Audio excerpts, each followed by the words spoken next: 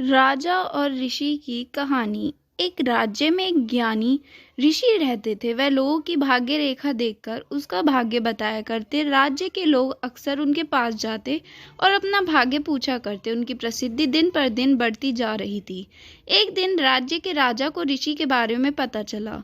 उसके मन में भी अपना भाग्य जानने के लिए इच्छा पैदा हुई। उसने को लाने के लिए अपने सैनिक को भेजा। सैनिक ऋषि के पास पहुंचे और हाथ जोड़कर राजा के पास चलने का निवेदन किया।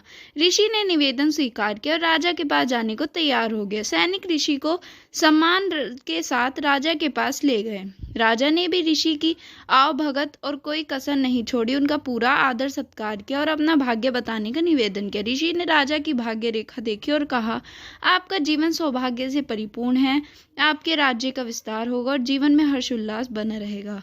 यह सुनकर राजा बहुत प्रसन्न हुआ। उसने ऋषि को ढेर सारे उपहार दिए। कुछ देर बाद राजा ने ऋषि से पूछा, गुरुवर, क्या मेरे जीवन को कोई दुर्भाग्य भी जुड़ा है? ऋषि ने कहा, हर किसी के जीवन सौभाग्य और दुर्भाग्य से जुड़ा है।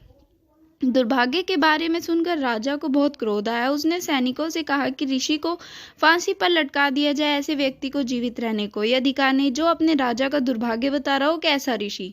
तब ऋषि ने राजा को कहा, राजन, आपकी मृत्यु से जुड़ा सच मेरी मृत्यु के ठीक 1 घंटे बाद हो, आपकी भी मृत्यु हो जाएगी। यह सुनकर राजा भयभीत हो गया। उसने सैनिकों से कहा कि ऋषि को छोड़ दो। सैनिकों ने ऋषि को छोड़ दिया। ऋषि सकुशल अपनी कुटिया लौट गया। अपनी बुद्धिमत्ता से उसने अपने प्राण बचा लिए।